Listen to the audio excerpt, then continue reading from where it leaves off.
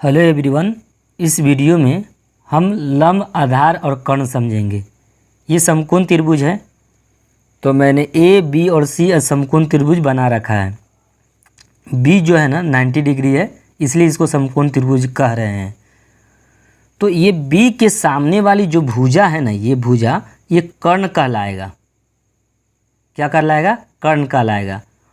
और एक और बात ध्यान देना है कि ये सी एंगल का अगर बात हो, ये सी के लिए लंब कोण हो सकता है। ये सी एंगल के लिए, तो सी एंगल के लिए लंब इसके सामने वाली भुजा कौन है? इसके सामने जाएंगे तो भुजा कौन मिलेगा? आप फटाक से कह देंगे BC मिलेगा। तो ये जो BC जो मिला है, BC नहीं AB है।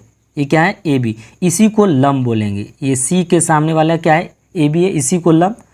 और सी से सटे वाले भुजा कौन है? BC, इसे आधार कहेंगे।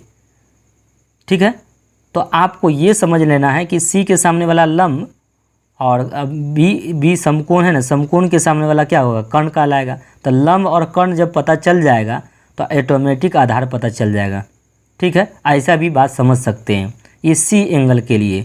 आगे देखें, इस एंगल के लिए कोण ए के लिए लंब कौन होगा? इस एंगल के लिए लंब इसकी सामने वाली भुजा होगा। तो लंब इसमें क्या हो जाएगा? BC। क्या हो जाएगा? BC।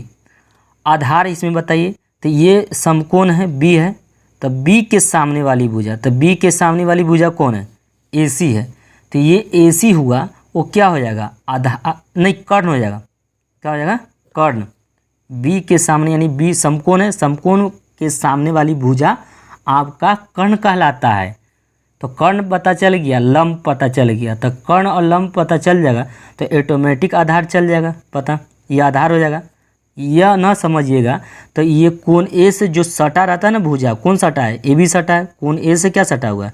AB, तो वो आधार हो जाएगा। कोण ये देखो, ये भी भुजा सटा हुआ है, तो ये भुजा तो पता ही पता चल गया कि कर्ण है।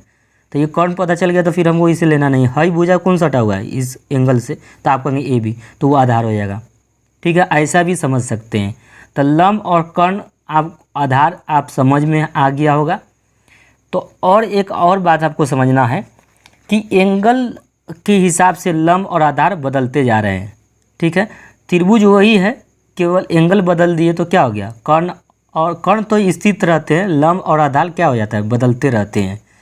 तो बस नेक्स्ट इसी वीडियो में हमको बताना है। एक फार्मूला आपको याद रखना है, tan थीटा का फार्मूला लंब बटे tan थीटा बराबर sin थीटा बटे, ये याद रखिएगा, sin थीटा बटे cos थीटा होता है। और cot थीटा का फार्मूला होता है cos थीटा बटे sin थीटा। ये भी याद रखे रहेंगे। ये दो सूत्र हैं, ये काफ़ी इम्पोर्टेंट है। एक और फार्मूला याद रखेंगे, sin square theta plus cos square theta बराबर 1 plus tan square theta equal sec square theta होता है। ये भी याद रखे रहेंगे।